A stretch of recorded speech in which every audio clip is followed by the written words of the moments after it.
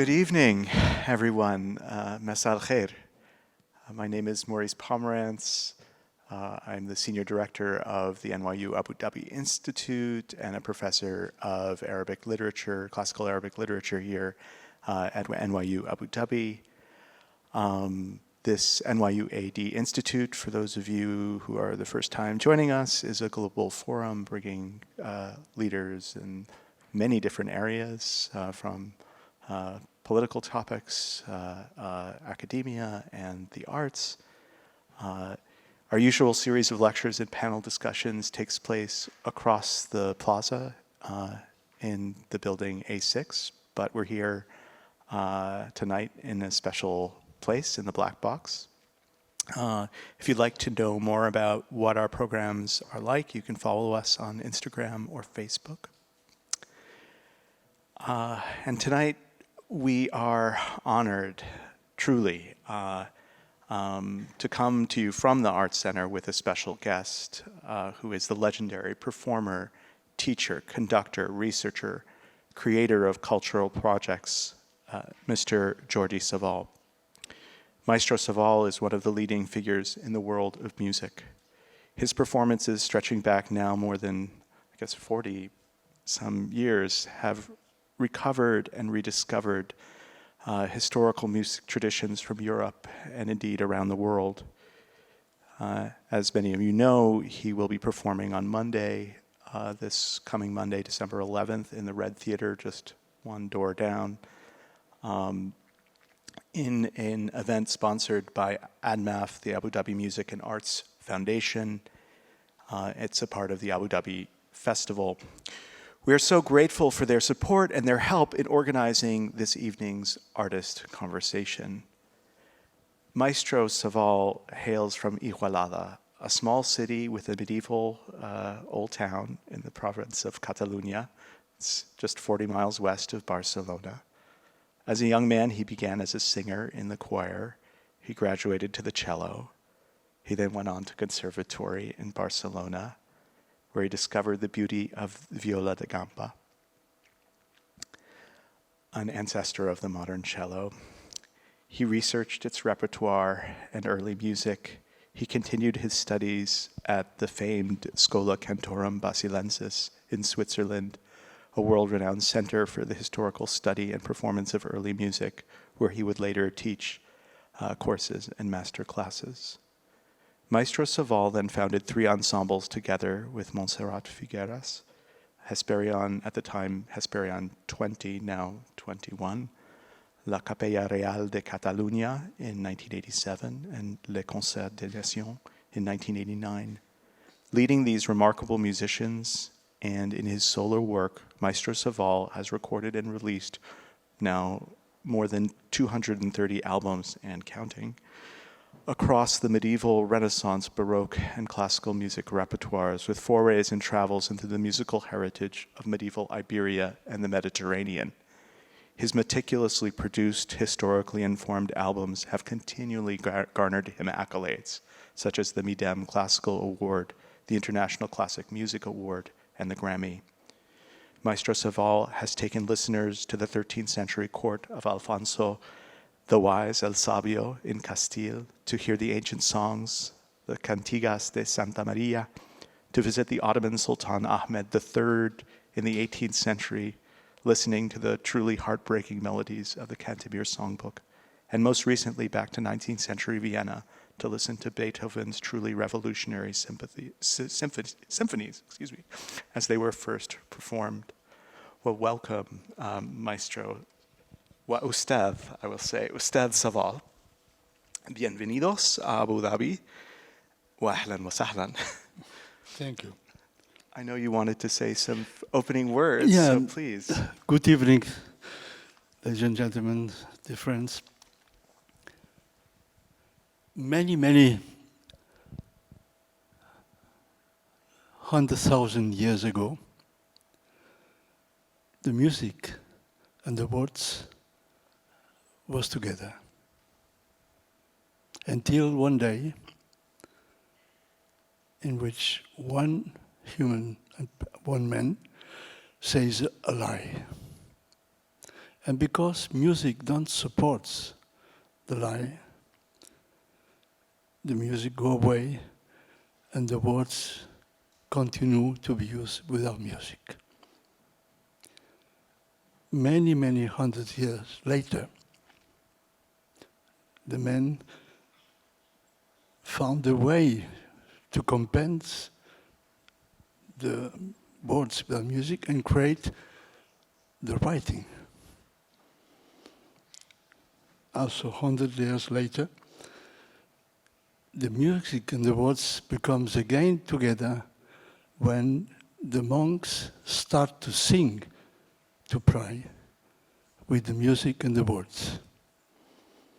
And also, more 100 years later, a great composer put again the music and the words together with the music from Claudio Monteverdi and his new way, recitar cantando. This is a very simple way, but I think this explains one important thing in the music, which factly is without music, the life is not possible. We will not understand each to another. We will not have the capacity to be touched about the language, about everything, because the music is in the center of everything. Mm. It's funny, as we were talking and before this started, we were talking about the transformative power of music, because in some ways, if music can't lie in this way, yes. If music is a sort of a vehicle of truth, and yes, but it is. You can sing, you can use the music for many things, but a singer or musician who is not really touched with emotions, with the spirit, with the song who is singing or the piece who is playing, this musician will not touch the other people, because even the person with more ignorance about the music can feel if a singer sing with real emotion or not. You don't need to be study music for this, you know. Yes. And I think this is very important. Another thing I would like to take to attention, it's it's the music. It's the first language that we learn from the very beginning, and probably this already before. Also, we are out from our mother, because yes. the infant he listened already, and they reacted the music to the songs and I think when we be the first time alive and we hear our mother or our father speaking, we hear also not a language, we hear the way the mother is speaking. If an infant is hearing his mother, you are so nice, you are so nice. If the mother says, oh, you are terrible, the infant will be happy also, because what is important, it's it's the way that we express the love through the musical phrasing of the words, you know. So how, I was thinking actually, as you were speaking, you go back to birth. Well, sort of, as I was reading your biography, I was thinking about it. What point did music come alive for you? Obviously, it was young. You had talent. You were in a choir, then the cello. But at what point did music, this transformative power of music, sort of emerge to you? Well, I think that I cannot say 100%, but I know that my mother has a very nice voice, and she was singing all the time. He was a mature soprano, and I know when he was in the first years, he sang the whole time. I hear these songs, and I think what we learn in the first years in our life, Yes. it's something essential. And when we're born, we have enormous capacity. Mm-hmm. And every instant after we awake from that, we lost the capacities. We Yeah. lost. This is very strange, but in evolution we learn many things. That's right. But in other aspects we lost capacities. Yeah? Right. An infant, it's a baby. It's come to the life from his mother in a swimming pool. Mm-hmm. When the infant goes, he can swim. Yes. And this is automatic. Sure. You know?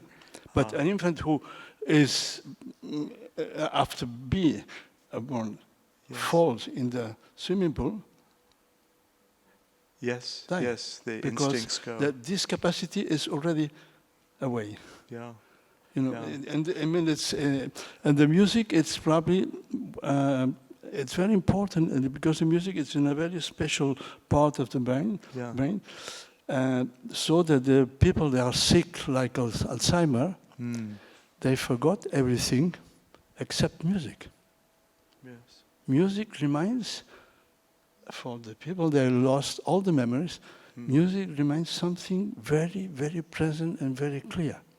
That means the music in the human life is a very important element. Yes, as I was telling you earlier, the philosophers I was reading from 10th century Baghdad, or Basra, were saying something very similar. They said that music had a curative capacity, Yes, that it was deeply connected to the humors. Yeah, that was their absolutely. medicine of that age, but I think they meant it. And you hear, of course, stories in Cairo of the 13th century where they would play music in their hospitals for people with mental illnesses. Yeah. So there was a sense, as there still is, but it's a decayed sense perhaps, of the true transformative power of music. It leads me to ask, actually, you had this awakening very young, and I wonder, I'm just curious. So you were a musician, and yet I see this boundless. I was not a musician first. I was, right, of course. I was in the school. I was 6. Yes. In this time, when I was 6, was 1947. It was 47 was 7 years from the end of the Civil War in Spain. The situation was terrible. It was also in the Second World. Was nothing to eat, nothing to. It was really. We are in a Franco dictator. The life was very. My father was Republican. Okay. He has to be protected because for the regime he was like a communist, and the life was difficult. And because in this time the theories of the phalange of the Franco regime was my father preferred to bring me in a religious school because in this school was no extreme right people bringing theories about Franco's ideas. Sure. You know? And this school, we start the first day at 9 o'clock, all the students in the church. And there was a small group of voices singing. And I found that so beautiful. And I remember when I go back to home, my father, my mother said, what do you think about the school? What, it was okay? I say, okay, it was very good. The voice singing, and then the recreation when we have play with all the children. The rest was not very interesting. And then next day I go to the director of the choir and ask him, Mm-hmm. I like to sing. Mm-hmm. And they make me a little audition. Mm-hmm. If I was able to sing, to repeat what I sing, if I Mm-hmm. had a good time, I sing in tune, Mm-hmm. and they accept me. Uh-huh. And this was my way to learn music, very simple. Ah. I was 7, and 6 years I was singing first, like you learn the language. Mm. You learn the language, and then when you speak already, you learn the grammar, right. grammatic, Yes. and yes. then you learn the story, the Yes. literature. Yes. Then I learned to sing by memory, Uh-huh. and then I learned to sing all the songs by memory, Mm-hmm. and then I learned to see this is a C, this is a D, this is the solfège, you know. Yes. But yes. first, it's you incorporate in your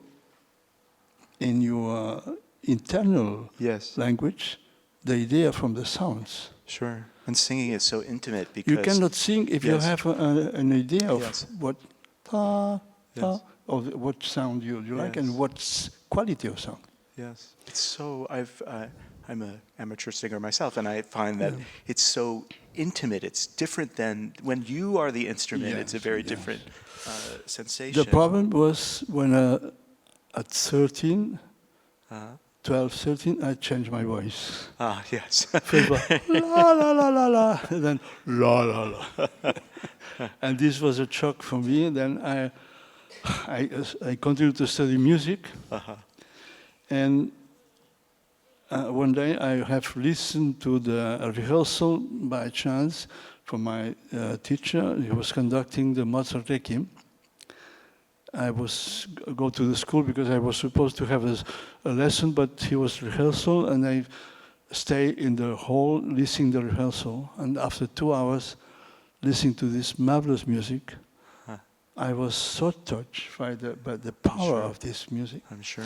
And I decided, I was 14, I decided to study cello. Uh-huh. Because it was not orchestra, it was only a string quartet accompanying the Requiem. And I was touched by the cello, Uh-huh. because the cello has a singing voice, also very close to the Yes. human voice. Yes. You know, Yes. and I was thinking, maybe this helps me to recover my voice with an instrument. Yes. And I was working, I was 14, and this time I was not having a study because my family was poor. Uh-huh. It was for them impossible to pay baccalaureate, university, all these things. Mhm. And I was a bad student because we learn only technical things to be a good professional. Uh-huh. Yeah. And then my father said, you have to work and learn what is. And then I buy a cello myself. I go to Barcelona, I buy a cello and buy some scores, and I start to play myself. Uh-huh. And this was a miracle because I have no idea how to play a cello. I take the cello and I think, wow, the cello has a marvelous sound. I do like this. Oh my God, what a deception. I imagine this instrument sounds so beautiful. And then I very quick, I understand. There's a speed, there's a weight, and then I found a way to make the instrument sounds more or less acceptable. And then I put my fingers, and I found very quickly the way to sing and to play melody. Wow.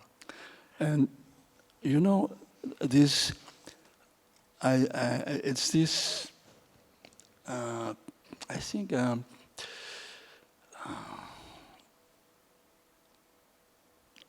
I have to remember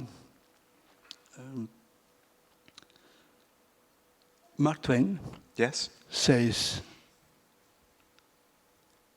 I like to say exactly, there are two important moments in life. The day you are born and the day you found for what you are born. Yes. Ah. And this moment, I think it was the moment I found Yes. home, Yes, to be home. home. Absolutely. To be home. Yeah. I was 14, and then I started to Huh. play and study. Wow. And this changed my life. Wow. Yeah, thank you. That's so interesting. It was that, in fact, I was thinking about home, actually, for a lot of this. Well, there are many ways to be home. Yes. It's not necessary you have to be home being something Right. special. Right. You can be home taking care from people you love. like. You can be Yes. home working for a nice garden. You can be home for many things. I mean, it's Right. the important. It's not what you are doing.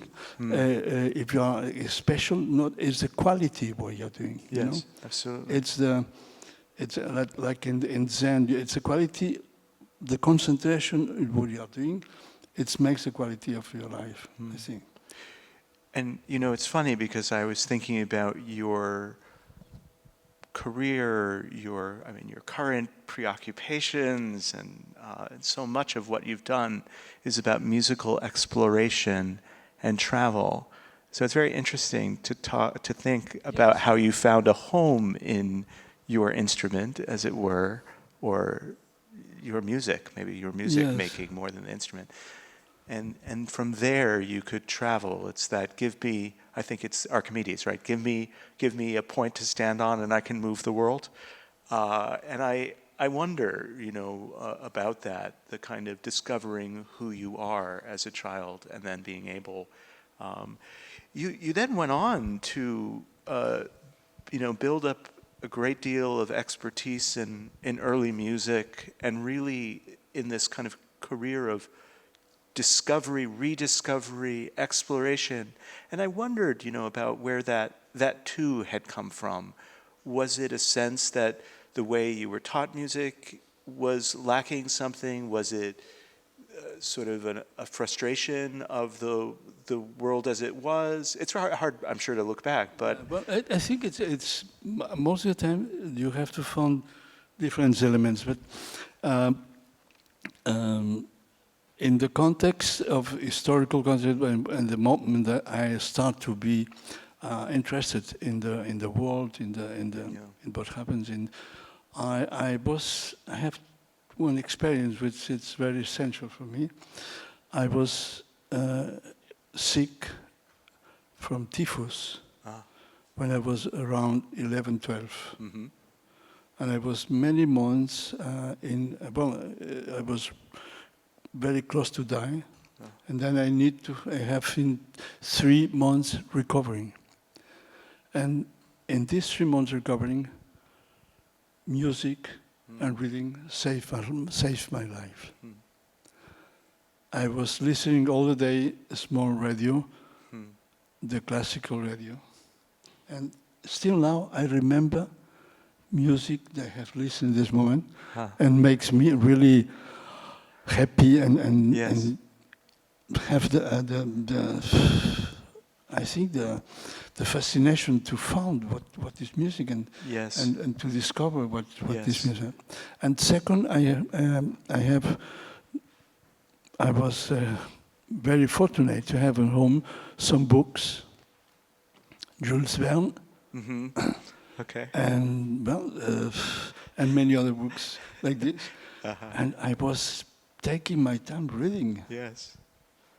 I remember La Fille du Capitaine, Pushkin, very different things. So just a curious kind of mind and time. When you have a lot of time and nothing to do, because you cannot move, you cannot reading and listening, and this changed my life, my way to learn. And I think all my life has changed because in this moment of when I was very young, I have this opportunity. I can't help but reflect on how many, myself included, how many people through your later, their albums, but they're albums that are so rich and deep with reading. You could sit and read your books attached to it, but I remember thinking, finally there's someone giving me a big story. And yet the music itself has touched me and changed me, and I can't imagine how many thousands, millions, people around the world have been touched in a similar way. It's uncanny how one experience can be so transformative to you and to us. So we thank you for that. I know that you've taken this very seriously, this idea of, as we were just speaking about earlier before, this idea of the transformative power of music, not only in this kind of way of the individual listener alone, which in some ways I kind of believe that for the arts in the end. We can't really change the world. We can change one person, but maybe not the world.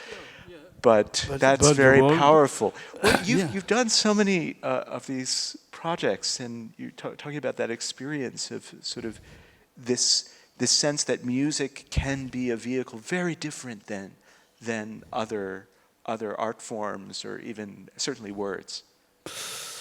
Well, I think that the music is today probably from the language that we understand. Yes.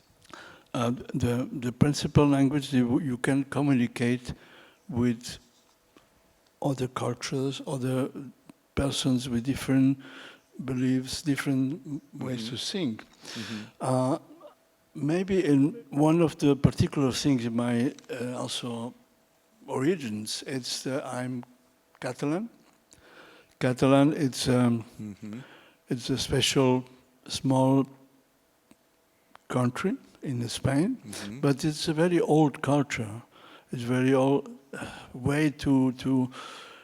It's in the Catalan country was the troubadours, for example. Yes. We was Catalonian and Occitanie, and I think as a Spanish, many of in our traditions we are a mix of Arab, Christian, and Jewish. Yes. When I'm in Arabic countries, if I put here something like this, I can be very well integrated. But I mean, as it's a mix of cultures, and then I think Spain is a mix of Christian, Arabic, and Jewish. Of course. Because 700 years is a long time. It is a long time. And, well, I think this is part of my interest in other cultures, especially in the dialogue between the three principal religions of the book. Yes. Yes. Also because from very young I love the Sephardic music. Yeah. The Sephardic songs are one of the most beautiful traditional songs you can hear. Sure. And this reflected also what I think one of the important elements of the music. Music, it's necessary for amusement, for many things, for the religion, for the liturgy, but also for people, they are in difficulty. People, they are having big problems. When the Sephardic people, with the Jewish Spanish was expelled in 1492, they had to go away. They had to abandon his houses. They don't believe this. They take the key of the house because they were thinking, it's not possible. We will have the possibility to return. This is so a big injustice. Sure. And they take only the keys, the language, and the music. Yes. And when they arrived to Istanbul, to Morocco, to Greece, and all the different cities, they found a refuge. What they do? They try to start again, and then was always family. And what happens the night before they go to sleep? They sing, and they sing these songs. Singing the songs, they recover peace, hope, and the music was necessary to survive. Yeah. And this is because the music is so extremely powerful. Yes. Because it's a music who comes from the soul. From the heart. Yeah. From the soul. And you need this to survive. Yes. And every time they was playing this music, I was thinking, incredible, this is so extremely strong. Yes. And for this, my decision to, where we have a proposition from EMI in Germany to do our first recording, I proposed 2 CDs. One CD for the music of the choir of Ferdinand and Isabella, the Reyes Católicos, and the second CD with the music from the same time from the Sephardic Jews. Yes. To demonstrate that not only the music from the court and from the church was what we say today the musique savante, the art music was important, but also the traditional music was important. Yes. And this recording was, I think, a changing of the perspective of the music. Yes. Because we introduce in the classical world traditional music, play like art music, but without loss his soul. I think that's a very, thank you, that's really beautiful to think about the way that even in your conception of these albums, there's a way in which you're putting musical traditions into dialogue with one another, and not in this kind of way. I think that these days we hear a lot about fusion and 2 musicians from playing together in a way. Fusion is very different. It's very different. In a way, fusion, it's a transformation, and yes. it's right. You can do this, but I think fusion, it's interesting, yes. but you lost the something. identity. It's how you go. Japanese fusion, Brazilian, and etc. Yes, well, it's different here. it can be interesting, but it's not the same if you eat a Brazilian dish or a Japanese dish, which is it's more, I think, authentic. Yes. I think what for me this first experience moved to me to open other doors. And for this, like this, I do the project Orient Occident, and which I invited musicians from Afghanistan, from Turkey, from Syria, and we start to do. We was doing that only an instrumental program, and I think we make the experience to play medieval music with Oriental musicians and Oriental music with classical musicians. Yes. And I think this opened a nice door for a certain repertoire. Oh, the albums are such testament to this. But yes. I have to confess that I learned to play medieval music thanks to the Oriental musicians. Yes. Because in the time of the troubadours, in the time of the cantigas, Sure. the music was played exactly like today. They play the Arabic musicians, the musicians from the Oriental countries. Yes. They are to play music. They don't have change in the style. This is the great contrast between European music and Oriental music. I wanted to that's such an interesting point. In fact, it raises so many questions. One of them is just this sense that, since music lives in the bodies of these musicians and the way and even the subtleties between in Arabic music, but actually more broadly Middle Eastern musics. The distinction between microtonalities is so very fine. It's played rich. like It's this rich. here in Egypt, and as you It's go so north, rich, it changes this, etc. This is such a challenge then, but it actually, I think, opens up, if that kind on the one hand, there's continuity there, on the other hand, there's change. You can then think about the Western tradition is also having this kind of, what we think to be set in stone actually comes from a more fluid place as well. So, you know, you're dealing with, I think you've opened up almost new ways of thinking about music, toute court. It's the paradox. It's the Oriental musicians transform only the sound in the moment, and the traditions remain. We have today, I work today with musicians in Greece, in Turkey, in Israel, in Syria, playing the same instruments they was playing in the medieval time. Sure. Kanun, lira, oud, santur, etc., etc. But their creativity, it's still there. Yes. And absolutely. there are musicians, they have a sort of a natural creativity in his formation, because they learn the music from the very young time in a different aspect that we learn in the conservative. We learn mechanical.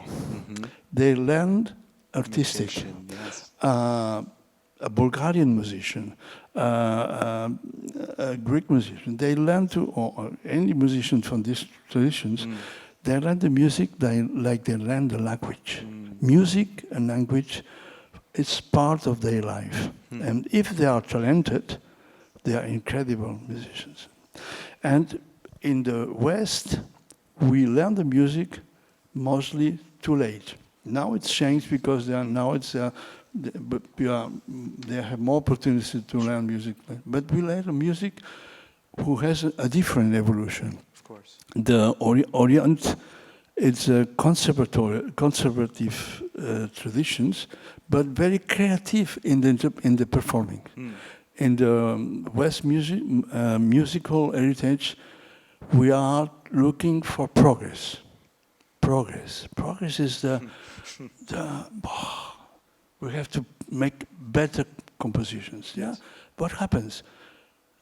We invented the polyphony, 12th century, in Las Huelgas monastery in Montserrat, in Notre Dame, in other monasteries.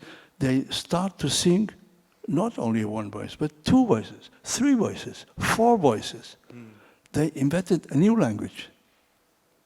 And this is what today we consider the classical music. Sure. It's the evolution of this new language, who has started in the time of 13th century, 12th century. And this is a progress. Then it's composers start to compose every more rich, more interesting. Machaut, Dufay, Josquin, Palestrina, Victoria, Monteverdi, Vivaldi, Mozart, but always to go to a progress. And what happens? Until 1800, people are thinking the music today is the best music. You have the book of written by La Vie de Métastas, Mozart, and Haydn, who says, now we have to be happy, we have to reach the most high level of composition with these composers. And that means the whole period, from the beginning of music until there, every composer was forgotten because the new composers was supposed to be better. And I think this is the contrast. And then this change in 1829, when a composer and conductor, young conductor, Mendelssohn Bartholdy, Felix Mendelssohn, performed for the first time in Berlin an ancient composition, the St. Matthew Passion by Bach, was already 100 years old. And then the people from Berlin discovered how it's possible. An old composition which is so modern and so beautiful. You know? And it's the first time that started the conscience of the music of the past. It's also interesting. You know? It's fantastic. So interesting. So rich. Well, you're going to be you're coming here with ensembles, and you're going to be performing music of Al-Andalus, and it's with a view to its heritage. And you've talked a little bit about it's the influence of Andalus in the Spanish music. Okay. Yes. It's sort of a sort of evocation of the last period of the Andalus and the influence of the Andalus in the Spanish Renaissance. Oh, how wonderful. You know, those kinds of passages, those kinds of historical passages are often so complex and so interesting. And actually, as you were talking, I was thinking about the way that the East thinks about its music, like the great founder Ziryeb.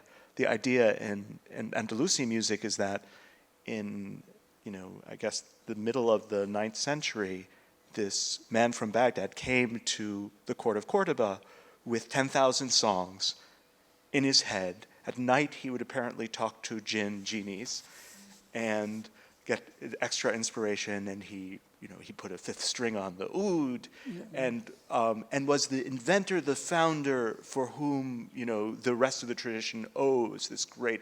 And often people invoke Ziryeb. If you want to know about Al-Andalus, Ziryeb. And that's the music of Al-Andalus is such a complex phenomenon that you've already hinted at. Something that in some ways doesn't end with Al-Andalus. So that's very interesting. So how do you go about dealing with this almost, it's an intellectual question, but I think it's also a stylistic and feeling question. What from, the sort of Andalusi heritage do you sort of choose to, let's say, highlight and say, this is what, was it what you think was historically relevant to the Spanish Renaissance? Was it what you feel? I mean, how do you go about that kind of making of really what is it? I think an intellectual, but also it's fulfilling on multiple levels. It's intellectual and also spiritual. Well, it's a mix because it's a very complex question, and because we don't have concrete melodies of this thing. We have the most ancient written melodies are from the 9th century, 8th century. Mm-hmm. This Andalus is finished. Sure. We have description of the songs. We know of the importance of the harshas, which is the songs. Harshas means end. The ending passages. Ending. Yes. And it was the songs after a nice poem. The last part of the songs, the poem was the kharja. But the harsha with singing melody. And we know that these melodies were so beautiful, so incredible, expressive. Yeah? This inspired the troubadours. The whole flourishing of the troubadours was in inspiration for the songs of the Andalus. Sure, the very lyrics are. I taught them. But the we have notation. And the We have songs notation of the about 200 or 300 troubadour songs. Yes. But we don't have one simple harsha notated. Yes, authentic. Yeah, this is fully. difficult. Sure. But if you make an analyze in the 300 cantigas that exist from the 12th century, you can find many elements in the cantigas that are connected to the Arabic and the Jewish cultures. Absolutely, yes. We see in the miniatures also musicians there with clothes. You can see they are Arabic or the other. Also, we know, for example, in the festivities in this period, for the marriage, for the festivities, the most appreciated musicians was the Arabic and the Jewish musicians. a little bit like in the Ottoman Sublime Gate, the most appreciated musician was not the Turkish musician, was the Armenian and Greek. Yes. The best players of duduk, the best players of oud was Greek or Armenian. Yes. Yes. The Turkish musicians were very brave for military music. Yes. This, there are many historical things like this that are important, I think, but what concerning my life, I think the connection with other cultures, for me, it's a very important element also in the idea of using the music for making the people going together. Yes. It's for this I have do the project of Jerusalem. Jerusalem is a project where we described 1,000 years of the history of Israel. And for this project, I invited musicians from Palestine, from Israel, from Turkey, and from Armenia, because in Jerusalem was all these three different and Christian music. And the first time when we meet together, the Palestinian and the Jewish people they are very well, not very well together. But I remark after the first concerts, in the interval, I have seen very often the Palestinian musicians and the Jewish musicians playing together the same song. And then the same I was when I do the project, the Balkan project. I invited Serbian, Bosnian, Turkish, Greek, Sephardic, and Armenian. And the first time we meet all together in our recording place, this was like a meeting of 6 different mafias. Everybody was a little bit like this. And then I suggest to sing this song, which everybody knows. And they start to play and improvise. And this was in 15 minutes, the atmosphere has changed totally.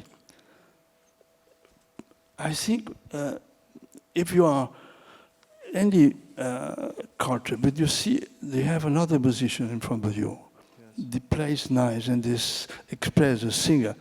You come in contact, and this is the contact where you do with singing or playing. It's a contact free from mental barriers. Yes. It's a contact from souls to souls, you know. Yes. Yes. And then, well, I remember a moment when I have asked, we play for the Jerusalem project a Turkish march, a march, and I asked my Armenian musicians to join us. And they said, Jordi, you don't know our history? Yes, I know, but these musicians, they are here, are not your enemy. Mm-hmm. They are musicians like you, and they are nothing to do with what happens 200 years ago. Sure. And they don't think that you are an enemy, and they are sorry for this. And then we had play music, and they are now very good friends. You know? Yes, and I'm sure in the course of collaborating too, the sense that the traditions owe a lot to one another. You can discover a lot through sort of playing together. For sure, it does seem that performance is such a mode of discovery. Is such a mode of discovery in many ways. Not historical alone, not academic alone, but a discovery of some other kinds of commonalities. But what I have to say also, in addition to this, is I'm playing now with my friends from all these countries from many years, and I have to say, every time I admire, I'm really very happy to see how they are able always to do so nice improvisation, to create every time a rich atmosphere with the music, sometimes very simple medieval melodies, and they bring so much creativity. Yes. In the Occidental music, improvisation was also a very important element. Absolutely. All the great musicians, Bach, Corelli, Tartini, Frescobaldi, until Beethoven, Mozart, they was great improvisers. Yeah. You know? But this, today, to find a good classical musician who can improvise, it's very difficult. Yes. Because we are too much specialized. But in the Oriental traditions, improvisation is one of the most important elements. It's the skill, right? Isn't And it? this, I think, it's for me so interesting to do the concert like we do on Monday, because we bring together these two worlds, and also in a historical perspective, the music that we hear, it's probably not the same that was in the 13th, 14th, 16th century, but has a spirit, because with these musicians from the traditions of today, they recovered the spirit that was probably the same in the 13th, 12th, 14th century. Thank you. That's a very beautiful answer, and leads us in. Were we to have much more time, but I have time. We did. Oh, you have. Well, then we can go on. I'm very. I mean, you've opened up so many interesting questions, and you've been so kind in illuminating so many different things. I mean, you know, it does. It's funny, your role as conductor, performer, all of this is kind of the complete thing that you're organizing in some ways. You're a deep researcher, and so you're allowing so many aspects of music to come together. And I guess I wanted to ask you a little bit about the future. You know, what, in some ways, you tour an incredible amount. I was shocked how much you're actually on the road spreading. You've just, which I had the pleasure of listening to, your recordings of Beethoven are remarkable. I mean, astounding. I think one reviewer said a miracle. I said yes. I mean, you know, from my perspective, I mean, and anyone who would listen, it's just astonishing. Where does Maestro Savall go? What is he thinking of his sort of work now? I imagine you think now. You've kind of talked a little bit in opening about big histories and legacies. I wonder what how you think about that now. What are your immediate plans? What do you feel comfortable, I guess, talking about? Well, you know, it's so. I think as a musician, it's difficult to consider the music as a profession. Yeah. It's much more. Because music is something you have in your blood, you have in your spirit. It's a gift. It's a gift you have. It's, of course, it's also something I have worked for. I have practiced a lot in my life. I have studied. But it's a gift, and when you have this gift, it's something that moves you. And what moves me, I'm a certain way a servant of the music. If I play now Beethoven, I have to do this work with Beethoven, it's because I'm thinking really that the music from Beethoven can be played in a different way as we normally hear. If you take in consideration the orchestra of the Beethoven time, what Beethoven gives us information with his autographs, with the articulation, with the indications of musical expression, dynamics, articulation. And we think also the instruments of the time of Beethoven are so different of the instruments today. If you play also this music with the right tempo, Beethoven writes very precise, the tempo is nice, then you can, and you have the musical temperament and the musical creativity, then you can do a different Beethoven. And what makes me working and still, even in my age, I'm 82, it's because I like to make the music becomes something really beautiful for everybody, and give my experience also to the young generations. All these projects I am doing now from the last 5-6 years, it's involving young musicians. We are doing every year auditions, and we inviting the best musicians from all the world to join us.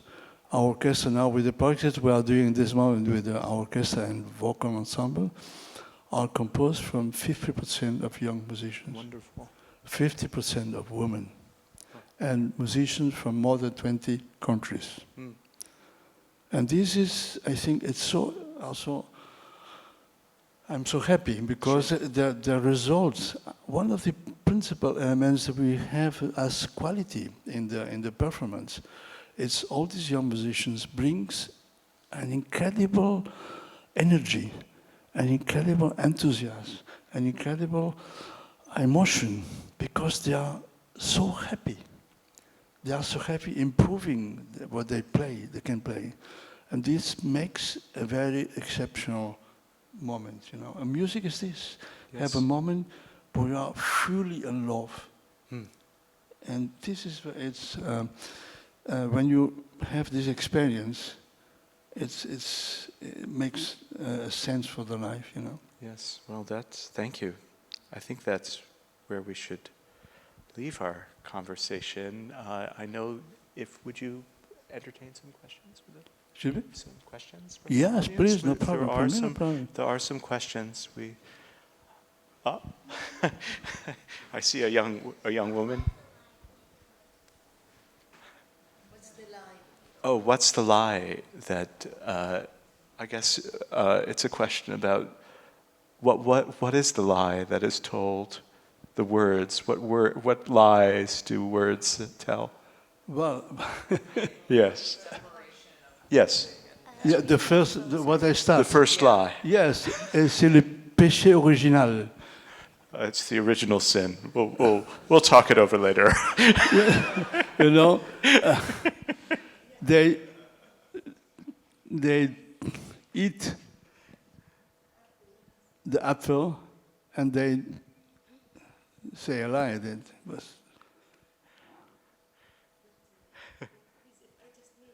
Please. About the lie and all that. There is a saying in Islam. They say if You have a. I need the microphone. Would you like the microphone? Yeah. Thank you for recording. Yes. Sorry. Thank you. Yeah, please. There is a say in Islam. It's about the lie and the sin and all that.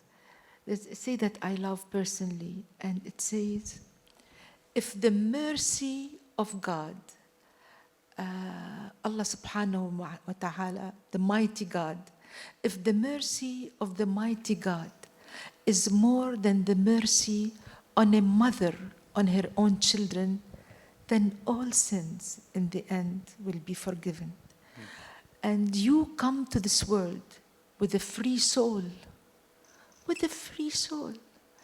Everything you said from the beginning, a child who can swim by nature, a child who can listen to music by nature, then the power of music is inside us. We are born with empathy.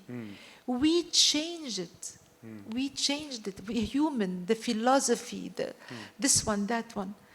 So I just wanted to comment on that. So there's nothing, go enjoy. Thank you so much. Thank you. Thank you. I see a question right there.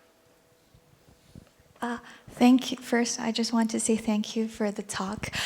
My question, My question is actually related to your personal experience, because you said you entered the world of music because you joined the singing group and you start singing and you learned instruments.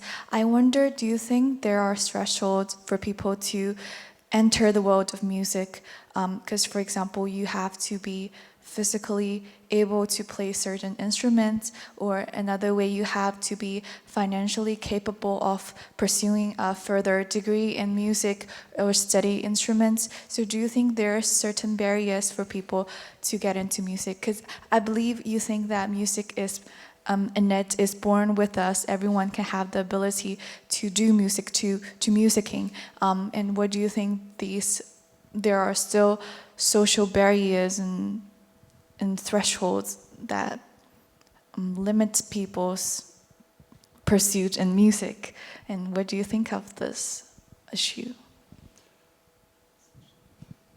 I don't know if I have understand very well, because the sound here is not very. You have understand the question? I think the question was about, although we've talked a bit about music being an innate thing, are there any obstacles that stand in the way, certainly in terms of social barriers? So the idea that yes, I understand what you mean. Well, social barriers are in the sense, if you don't have the possibility to have a good instrument or to have a teacher, you will not develop maybe all your capacities, If you don't have a good teacher, they help you. I will not be here now without the many people in my young time. They helped me to find the right way. My teacher when I was in the school, my cello teacher, my teacher later when I was studying viola da gamba. But also, if I was not having the curiosity to go to the Paris National Library to study the manuscripts and to buy the microfilms to learn about all this period, if I was not curious enough to go to British Museum and to look about the music of the 16th, 17th, 18th century, if I was not curious enough to go to every day there was doing a concert in libraries and buy old book and see what they can learn from this book, The capacity that we will have to do music will depend how many time you preserve, but also how good the teachers are, they help you, But anyway, music is not only necessary to be professional. If you learn to sing or to play an instrument, I don't know what will happen in your life, but sure that you will be more happy as if you don't are able to sing or to play an instrument. Music is something that we need anywhere for the life. But to develop for a professional, you have to work a lot. In my young time, between 14 and 45, I have practiced minimum 6-7 hours a day. This is also a big, and you don't have the same possibilities to do a normal life when you have to practice every day. Still now, I have to study every day and have to practice in order to be informed and to be prepared the project. But you have to enjoy. You have to have the pleasure, and then you have the pleasure, you will have the discipline to practice every day. Thank you so You're much. welcome.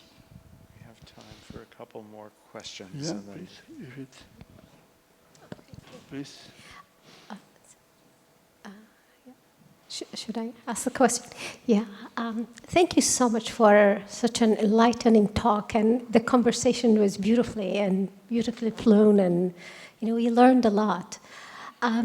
I love really this thought and what you did with the Sephardic music and the church music and the Arabic music to put it all together in a conversation together, in a musical pieces. My question to you, I come from Iraq, so I come from an ancient country, and in my city where I grew up in Basra, there were, churches, Assyrian churches with Aramaic hymns, and there were synagogues with Hebrew songs, and there were, Mawalid Nabawiya with beautiful songs, and the country was full of language and music and, religious music. But, for example, the establisher of the Iraqi music are, Dawood and Saleh al-Kuwaiti, who were, are from the Jewish community and who established that new modern music in Iraq.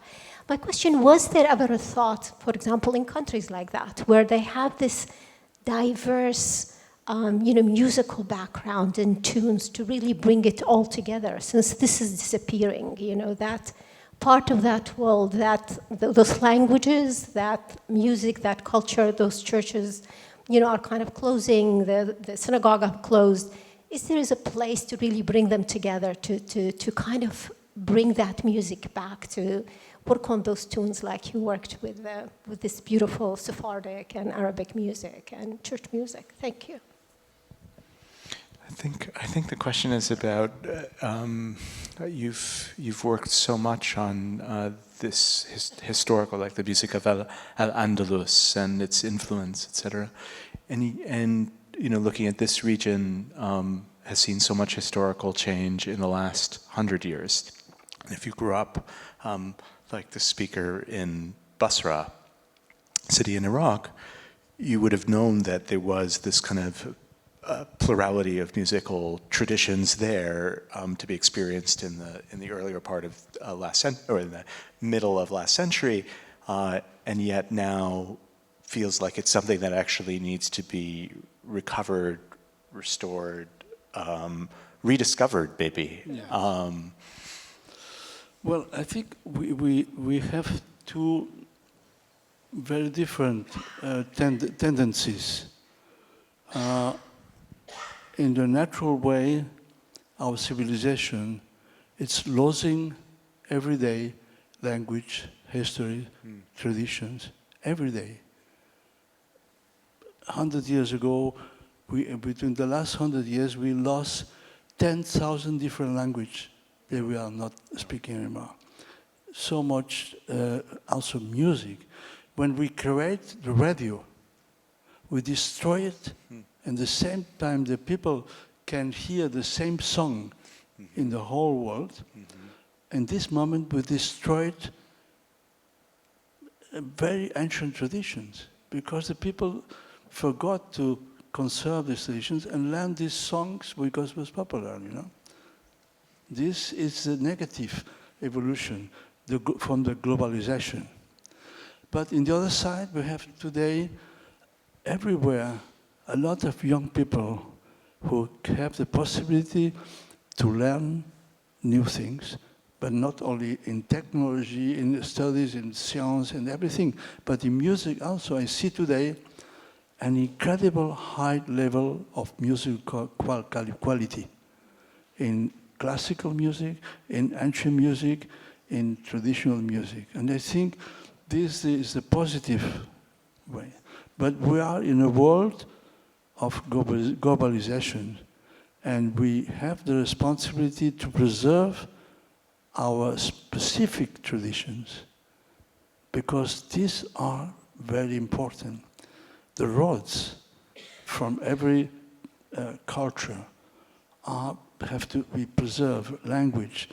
For this, as a Catalan, we fight always to preserve our language, because our language is not only a language, it represents the soul of our way to be, But the world is like this. We have positive things and negatives, and we have to fight to preserve the important things. Well, I can only end by quoting the great poet Abu Nuwas, who from the... If it's nothing, I would like to finish with, please. With a small... It's a man walking in the forest, and then it's a tiger coming and the man goes fast, and arrives at the end of the forest, and it's a big, what are the English now? Which is the only big. Yes, but, well,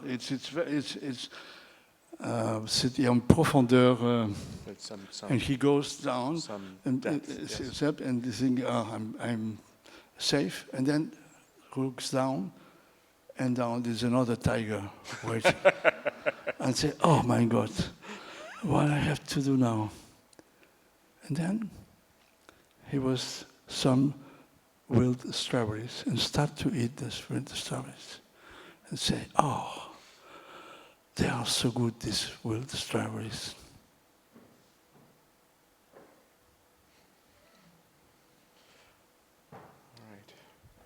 Well, thank you all. If you find your strawberries, the tigers disappeared.